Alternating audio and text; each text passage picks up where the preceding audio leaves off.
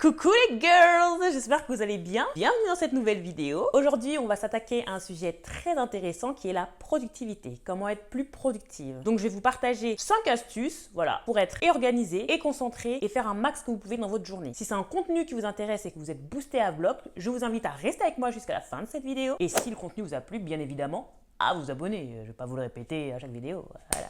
Bon, bah c'est parti les filles, let's go!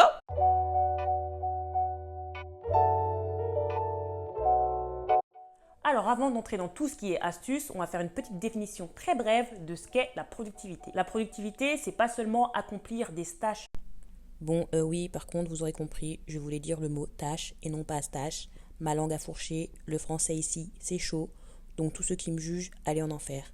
Des bisous. De manière successive, très rapidement, en grand nombre. Il y a un côté beaucoup plus satisfaction personnelle. Quand on arrive à faire ce genre de choses, on se sent accompli, on arrive à emmagasiner beaucoup plus d'énergie positive, on arrive à investir d'autant plus dans notre vie. Ça nous permet aussi d'emmagasiner une valeur personnelle beaucoup plus importante, de dire qu'on est capable de faire plein de choses. Donc quand on fait un schmilblick de tout ça là, on se rend compte que ça peut justement augmenter notre confiance en soi. Donc c'est pas qu'une question de faire plein de tâches. D'ailleurs, j'ai fait une petite vidéo sur la confiance en soi. Je vous invite à aller la regarder parce qu'elle est top ici. Et je dis pas ça parce que c'est moi qui ai fait le travail.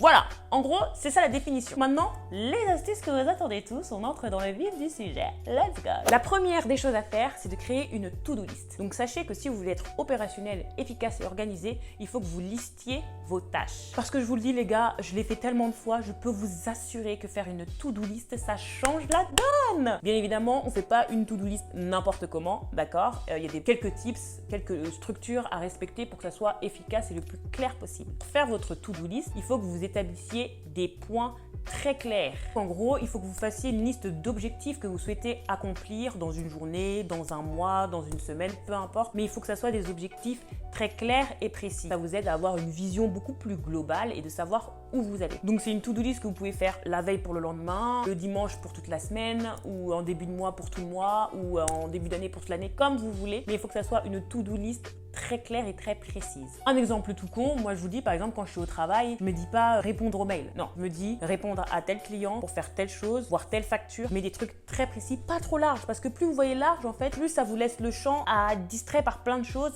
et ça sert à rien. Prenez des choses concises, claires et nettes. Par exemple, s'il y a des étudiants qui me regardent également, au lieu de dire réviser pendant 3 heures, vous dites réviser 1 heure le management, 2 heures le truc. Voilà, des trucs très précis. La deuxième chose à savoir dans se créer une to-do list, c'est de prioriser vos tâches. Allez du plus important au moins important. Faites pas juste une liste pour faire une liste et après vous choisissez là-dedans et au final vous avez l'impression de ne pas avoir avancé dans votre journée. Classez ça du plus important au moins important et forcément commencez par le plus important. Après il y a différentes personnes qui ont des moyens de créer leur liste. Moi je sais que par exemple je fais une liste du style important, urgent, important mais pas urgent et le reste quoi, genre pas urgent, pas important, autre limite. Voilà, mais c'est important de classer justement par priorité les tâches que vous devez accomplir. Parce que si c'est les plus importantes, c'est celles qui vont le plus vous impacter dans la réalisation, dans le résultat de ce que vous avez considéré de fait ou de pas fait dans votre journée. Je sais pas si vous faites les choses les plus moins importantes, vous allez vous dire bah les choses les plus importantes que je devais faire, au final je les ai pas fait. C'est comme si j'avais rien fait. Alors qu'au final vous avez quand même fait quelque chose. Mais le fait est que vu que vous n'avez pas priorisé vos tâches, ça a beaucoup moins d'impact et ça a beaucoup moins l'effet escompté que si vous aviez fait les choses les plus importantes. Créez une to-do list, voilà, avec des objectifs clairs et en priorisant vos tâches. Deuxième point. Le deuxième point, c'est d'organiser votre espace de travail. Un esprit clair dans un environnement clair. Un esprit rangé dans un environnement rangé. Je dis ça parce que moi, par exemple, je ne peux pas travailler dans un espace où c'est littéralement le bordel. Je ne peux pas parce que ça sera source de distraction, ça va me déranger. Moi, je suis un peu comme ça, il faut que ça soit clean. S'il y a plein de trucs, il y a du bruit, il y a des trucs par terre, il y a des feuilles là, il y a mon chat qui passe. Non, je pourrais pas être concentré, je pourrais pas être organisé, je pourrais pas être focus, c'est hors de question. Si vous devez bosser dans votre chambre, prenez le temps d'être dans un environnement où vous vous sentez bien. Si vous devez bosser dans votre cuisine, nettoyez votre cuisine, qu'elle soit clean, que vous ayez un espace bien rangé, bien organisé pour pouvoir bosser de manière concentrée et organisée. Ça, c'est wow, dans le bordel, dans leur lit. Mais comment vous faites? Mais vous bossez pas. Me faites pas croire que vous bossez pas. C'est dérangeant pour l'esprit. Comme on dit, c'est le reflet de votre esprit. Tout ce qui est bordélique, c'est le reflet de votre vie, les gars. Comment vous pouvez être organisé quand vous êtes dans un truc où tout est en bordel? Impossible. Ça, c'est le deuxième point. C'est assez court, mais c'est concis et pas besoin de parler 150 ans dessus. Donc, organisez votre espace de travail, c'est le deuxième point. Le troisième point, comme j'ai commencé à en parler tout à l'heure, c'est d'éliminer les distractions. Hey! Hey TikTok, hey Instagram, hey. Les gars, parce qu'on connaît le ouais, je veux travailler, vous faites 5 minutes, bam, on sort le téléphone parce qu'il y a une notification. On retravaille 5 minutes, bam, notification, TikTok. Moi, j'ai pas TikTok, grâce à Dieu.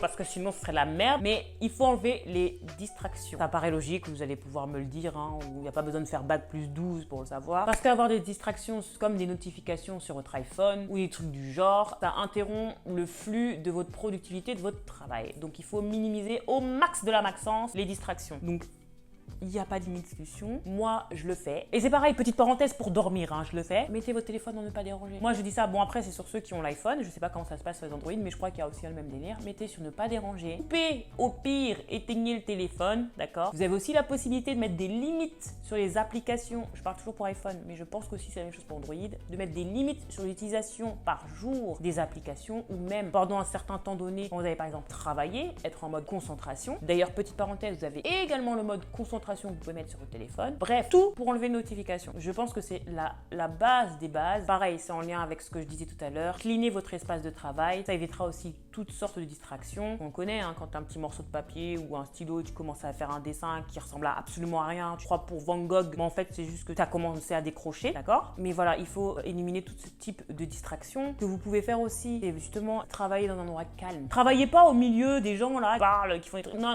vous n'y arriverez jamais. Ça va jamais se passer. Travaillez dans un espace calme où justement vous serez concentré. De toute façon, c'est ça la base. Il faut être concentré, les gars. La quatrième des choses, c'est bien beau de taffer, mais à un moment donné, notre cerveau, il va dire stop. Et même si vous voulez travailler, vous n'allez pas réussir, il va commencer à décrocher comme ça.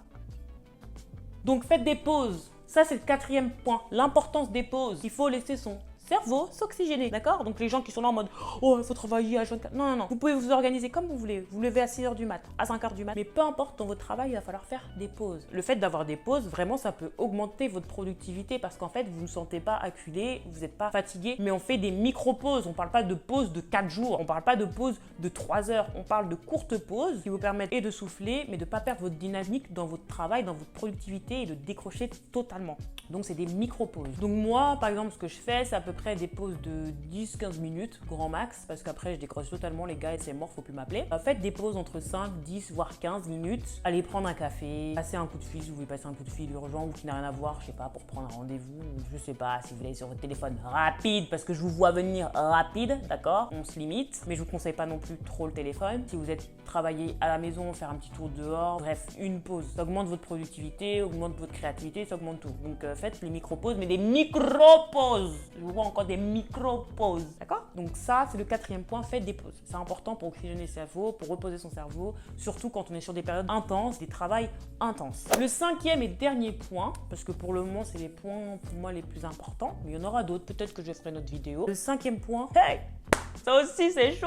Le cinquième point, c'est d'éviter la procrastination. Eh oui, mes amis, il faut éviter ça. Hein. C'est un cercle tellement négatif et tellement vicieux, ce truc de merde. Il faut éviter la procrastination parce que c'est des tâches de base que vous pouvez faire de manière simple. Si vous remettez à demain ce que vous pouvez faire aujourd'hui, d'une, vous n'allez pas être satisfait d'une manière personnelle. De deux, ça va vous créer de l'anxiété et du stress de ne pas avoir fait ces tâches parce qu'au final, vous allez en accumuler tellement. C'est comme quand on vous dit de vous occuper de votre voiture quand elle ne fonctionne pas.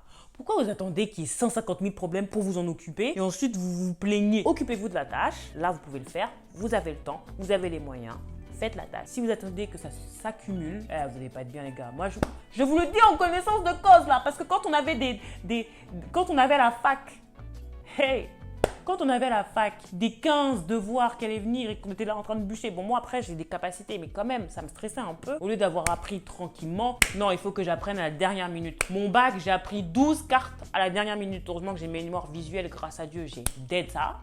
Pourquoi attendre la dernière minute? Faites les choses quand vous pouvez, au moment où vous pouvez. Comme ça, au moins, vous allez diminuer le stress et vous allez avoir beaucoup plus de temps pour travailler de manière qualitative. Si en plus vous avez instauré une deadline ou si vous êtes imposé par une deadline et que vous attendez la dernière minute pour le faire, la qualité de votre travail sera toujours beaucoup plus médiocre que si vous aviez fait avant, ok? Et ça revient à ce que je disais tout au début avec qu'est-ce qu'être productif, c'est une satisfaction personnelle de se dire qu'on est capable. Si au final on remet à demain ce qu'on pouvait faire aujourd'hui, on va se dire qu'on est incapable, qu'on n'a pas la possibilité de faire ce qu'on devait faire et qu'en gros on est nul, on est une grosse merde. Et ça va diminuer votre estime de vous. Et c'est pas ce qu'on cherche les amis. On cherche justement à être beaucoup plus productif. Donc les girls, si vous avez la possibilité, évitez ça. Et pour éviter ça, c'est simple, vous devez mettre en place tout ce que je vous ai dit avant. Comme ça, vous allez pouvoir gérer votre productivité, vous dire ah ça j'ai fait, la to-do list, ah ça j'ai fait, ah ça j'ai fait. Ça va remplir votre jauge de satisfaction personnelle. D'ailleurs, vous pouvez agrémenter ça par des petites récompenses. Je sais pas, on va aller se faire les ongles, on va aller voir son gars, on va aller se faire un bon repas ou un bon ciné, on va aller sortir avec les copines parce que là c'est bon. J'ai fait le taf, maintenant il est temps de récompenser Bibi. Donc en gros c'est ça. Voilà.